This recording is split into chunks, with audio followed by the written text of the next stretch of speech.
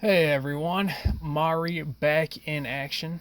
So we're going to be going with some GTA 5 gameplay today. I recorded 2 races the other day. This first one, I started off with just a terrible start, truly awful start, and I managed to come back from it to win the whole fucking race. And it kind of blew my mind that I was able to pull that off, and I thought it'd be like a fun comeback story to kind of show you guys. And then the second race is a similar story where I kind of got off on the wrong foot pretty early on, but was able to at least pull off like a really good comeback to the point where I got like the fastest lap that I ever did on that track before. Still didn't end up winning, still got second, haha, Ben gets second place, but it was still like a really fun race, and to do really well despite such a big hiccup halfway through was really personally gratifying to me.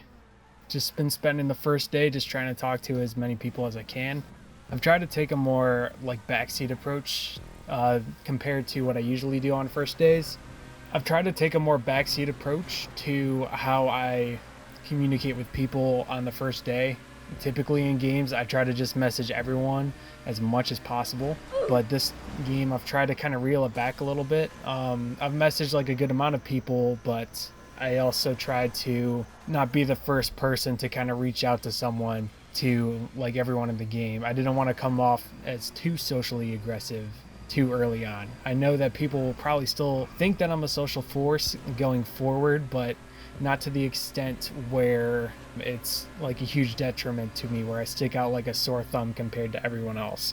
I think that there's like I can kind of blend in with all the other people who will be labeled as social threats. But without further ado, I will rank everyone that I have talked to first to last. And we're going to start with Aurora. Aurora is my idol. She is a fucking queen. Just everything was just so much fun with her. It was just really smooth to talk with her. It was really fun. It was just so clear that we had chemistry basically from when as soon as we started messaging each other, how much we actually like really like talking to each other and how much we got along. It was really fun, it was really engaging, and it didn't feel like anything really dragged. And like just throughout the whole conversation, like I could just feel the chemistry, and like to the point where it's kind of like I knew like almost immediately that like this is going to be someone that I really want to work with and really want to spend time with, but like I didn't want to like be too forward and just like come out and say it. So like I waited a little bit, but eventually I did just kind of like spill everything to her, and I was just kind of like, I freaking love you, like you're easily my favorite person here, and like everything felt really natural when we were talking, and she assured me that the feeling was mutual. And like from there we just kind of progressed into talking about even final two plans. Like we already have basically locked down a ride or die pact with each other, even through even if we get separated at the first like swap, or if there's another swap, if we don't end up together until the merge, we've already just talked about like how that's not going to be an issue and how we want to stick together. We also went through everyone that we've talked to and kind of like compared notes about who we like and who we don't. And not only that, like we've even kind of devised a little scheme, a little plan, if we do get separated, to try and communicate with each other. So basically the gist would be that during a certain time of the night, probably around like 2 a.m. when there's not a whole lot of people up, we would briefly put in our signatures like a sentence, and then in that sentence there would be something that says, like the first letter of each word in the sentence would kind of spell out like a message. So in those messages she might spell out like a 5 word sentence that spells out THRW, which would mean like she's not feeling comfortable and she wants me to throw the challenge so that way like she feels more comfortable, things like that. Or like spelling out things that say like I'm fine, or like, you know, maybe spelling out a name of like trying to signal like work with this person or whatever. I feel like we have like pretty limitless potential with that, and I'm just really looking forward to working with her. And I know it's really naive to kind of just put all your eggs in one basket with someone before you've even really gotten a chance to play with them, but I don't really care.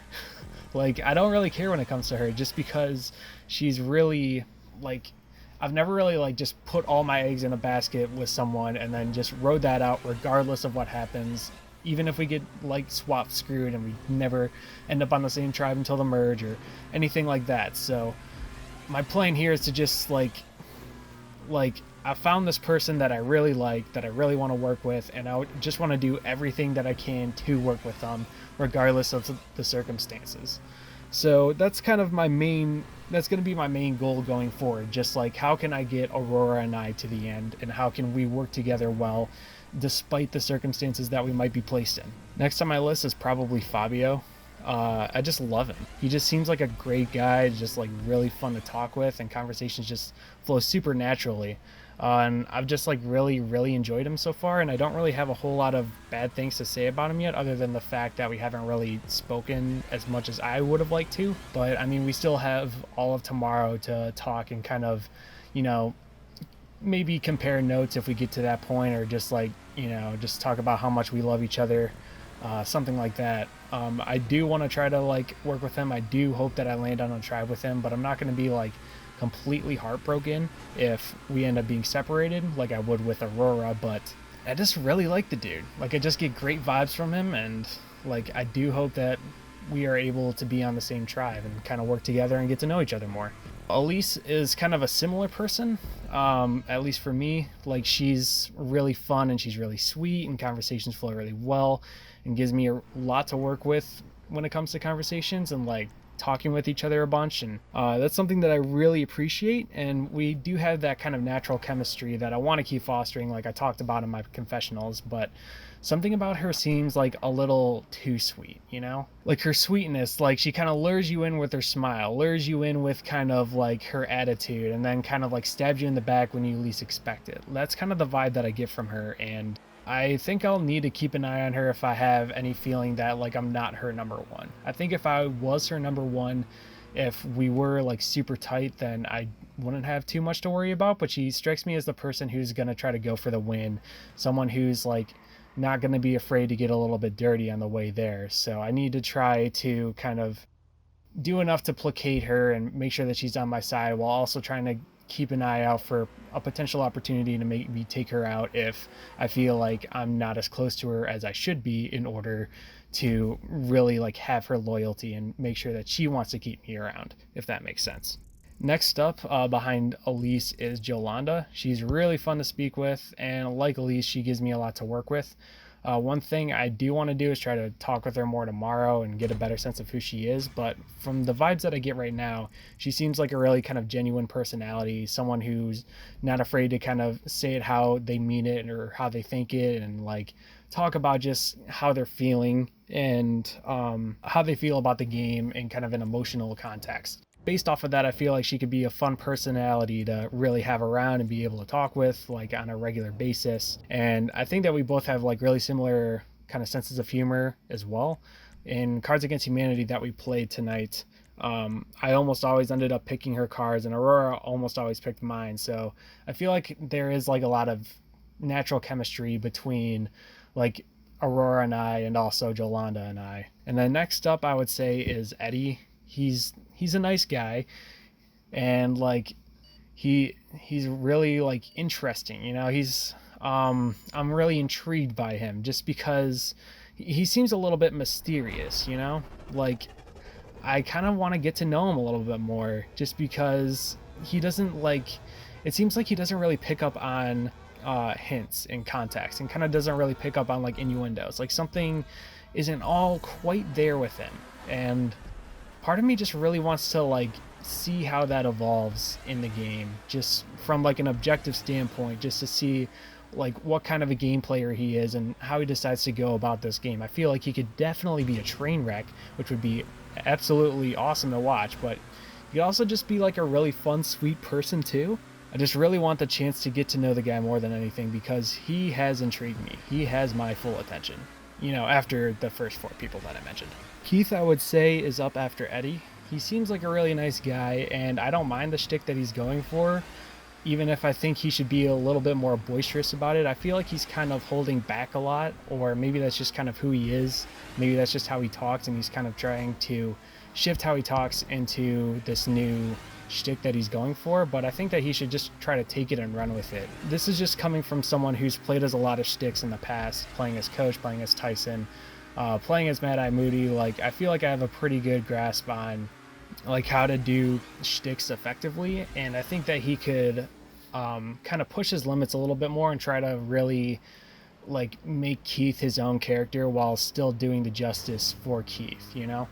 He seems like he could be a useful ally down the line just from a purely strategic standpoint. He seems like someone who would be an easy person to kind of rope up in for the numbers, but right now I don't really have much to say about him other than the fact that he's nice and like he's got the shtick going for him, and I'm willing to give him like a much bigger shot, but he wasn't like super engaging in like conversations. Dawson, I would say, is next. Just seems fairly average and nothing really stands out about her. She's kind of fun. She's pretty low key and she has her moments, but she doesn't really like pop out at me as like a really fun and engaging person.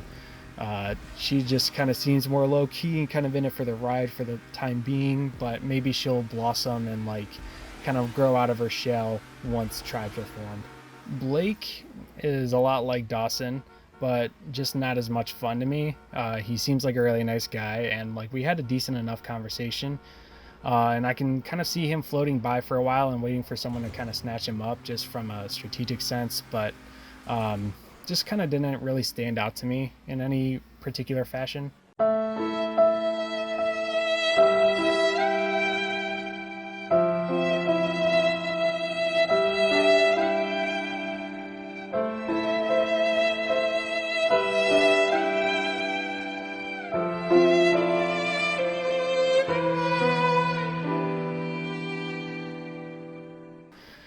He could be useful to me. He could be just a number for someone else. I could see it kind of going either way, but I don't see him being like a big powerhouse in any real sense of the word, just from the conversations that I've had with him so far. Zane does not seem like a bad person, but I just don't think that we're really going to click.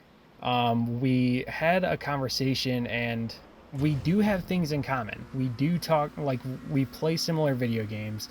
Like we clearly can get along, but it's just every single conversation, it feels like I'm the one digging for information and he's just answering my questions rather than, you know, trying to be more of himself, trying to really like dig for information from me. It seems like he's more just kind of like answering my questions, kind of placating me, blowing me off, rather than really trying to engage with me and get to know me. So as a result, I feel like it's a really one-sided conversation. And as much as I try to get him to open up and try to get him to talk about things that he's passionate about, it doesn't feel like he really feels passionate about these things that he's really talking about. So I don't really feel like I'm really going to click with him. He might like me, but he seems expendable to me, and I won't mind getting rid of him if he is on the other side of the numbers, and I won't mind getting rid of him if he's on my side of the numbers. So now let's talk about Courtney for a second, because she is very rude. When we first started talking to each other, she just basically like started off going off on me for picking Mari of all reps. It's like, all right, well, I mean, I guess I see your point, but at the same time, she's like a little bit obscure enough to where you know, a stray Mari rep popping up in a game, it's not a huge deal. And I've seen like a decent amount of Courtney reps as well, so I'm not totally sure what she is talking about. So I kind of like playfully jabbed at her back. I'll include the chat log here on screen, and I'll also put it in my confessional, but we really just kind of went off on each other.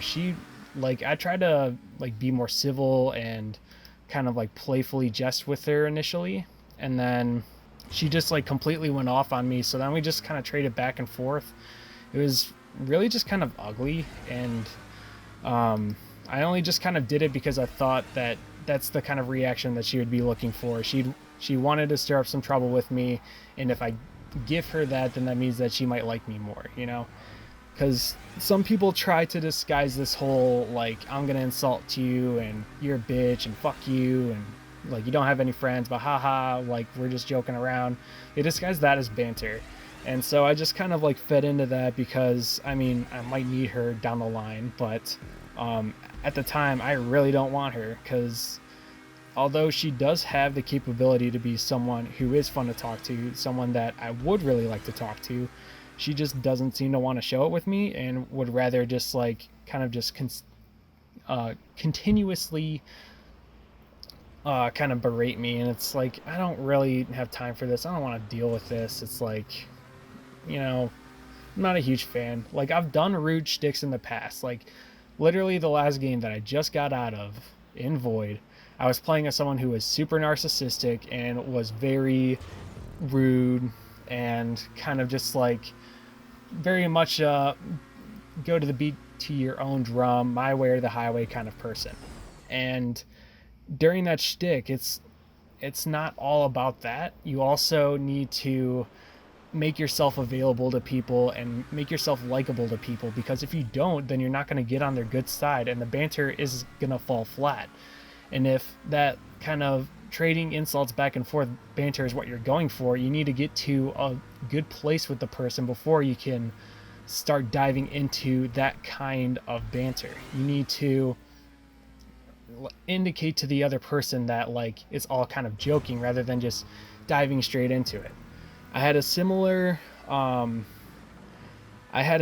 incident in the last game that I was in, because it seemed like I was just openly talking shit to this person and they were kind of openly talking shit back, and they said that it was banter later, and I ended up liking them, but it's kind of just like you need to establish some sort of connection first before you go straight for the jugular. And we did not, so I really don't like her at the moment. I could see that changing, but not anytime soon, and if I do have the chance to go for her, I will gladly take the shot. As for everyone else, I haven't really talked to them. I spent most of today just, trying to, like I said earlier, trying to take a step back, let other people kind of approach me and kind of come in and out as I please, to try to not be super social and stick out too much. But I've talked to almost everyone. If I didn't list them off, then I haven't really gotten a chance to talk with them yet.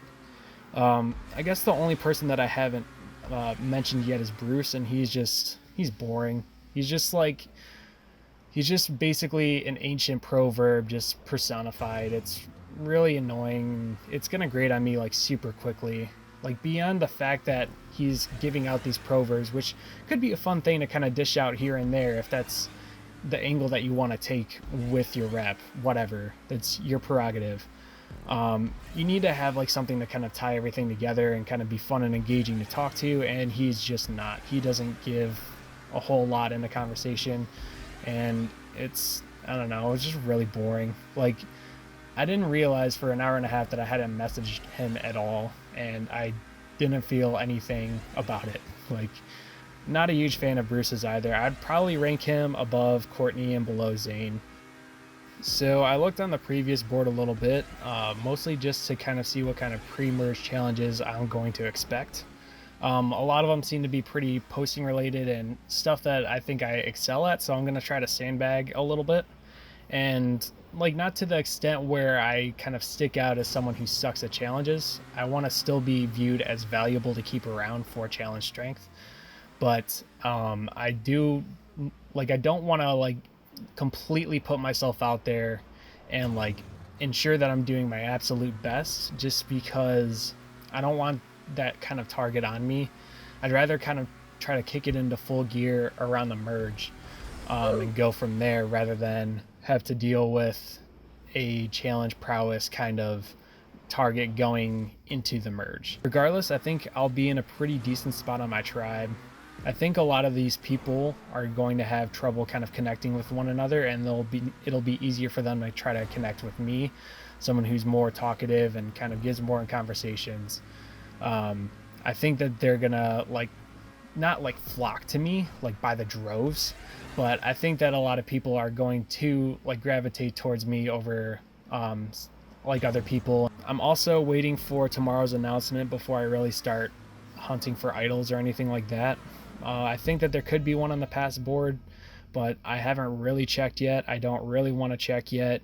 I want to wait and see if there's some sort of announcement, and if like people get clues, or if there's a password protected forum in the tribe camps. I'm waiting for something like that, so that way I don't spend like fucking 3 days just scouring through the whole previous board.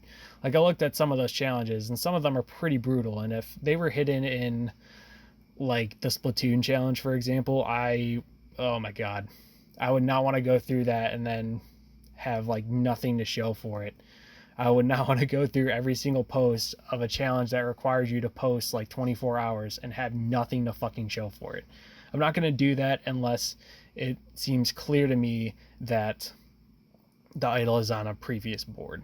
I think that there are going to be idols in the game. I'm trying to wait so that way like I utilize my time effectively and kind of can develop a game plan going into the game as to how to find them, because I really fucking want an idol. I got an idol in my last game and I got voted out with it in my pocket. I want to get another one and I want to play correctly. I want to use it as a like good tool, and I want to just I want to redeem what I just did. I got voted out, blindsided with an idol in my pocket unanimously right before the merge, and it fucking killed me. And I want to redeem that, god damn it. I want to fucking, oh my god. It's been driving me crazy, and I really want that idol. I really want to use it effectively and, you know, do the best that I can with it. Especially like in that game. I mean, I'm going off on a little bit of a tangent here, but like I think I had my blinders up a little bit too much with some people, and it caused me to ignore obvious signs. And like my gut was telling me, yo, play your idol, play your fucking idol. And I would just kind of constantly have to reassure myself like, no, you're fine, don't worry about it. And then I got unanimously blindsided. So this time around, like I want to get an idol so that way if I do see those signs I can be like, oh shit, like I need to fucking play this idol and I can't listen to anything else because of these signs right here. Like I really think that I can pull it off now that I kind of know what to expect and know what to look for, because it has been a long time since I've really had an idol, like about a year, and I kind of just used that as a tool to keep votes off me in the past, but I want to try to use it like as a way to you know, have it in my back pocket, and if people try to blindside me, then I can take someone else out in the process instead. But yeah, that's kind of the basic thing that I'm trying to do here. I also played games with Zane, Keith, Aurora, Jojo, and myself tonight, and that was a lot of fun. It's a decent way. Like I've always thought that games and like watching things with people are like good ways to bond with people without having to put forth a whole lot of effort. So I just like focused a lot on that tonight, instead of talking with Jojo or Aurora or any of them. I'm not sure if it totally helped. We'll have to see later down the line, but I mean, it's a fun way to kind of break the ice with people. So going forward, I don't want to stick out too much, at least not yet. I want to wait until the merge until I can really kind of blossom and really become my own. But I also still I want to do enough to where I am a decent enough presence and I kind of blend in with Aurora, Elyse, you know, Fabio, Jolanda, those kinds of people who are also probably going to be viewed as similar threats, but I don't want to stick out as like a step above them. I want to stay at their level. And then I want to stick out above them, you know, going into the latter half of the game, where I can really kind of push things into 12th gear and really just go for it. But for right now, I just I need to take a deep breath. I need to kind of slow things down a little bit when it comes to, you know, challenges and talking to people, which is something that I'm not used to doing. So I'm trying to be more restraint or show more restraint, except with Aurora. I will talk to her until the end of fucking time. But everything else though is pretty expendable to me, and I'm just going to try not to stick out too much, and hopefully that does a good enough job of keeping me on the right track.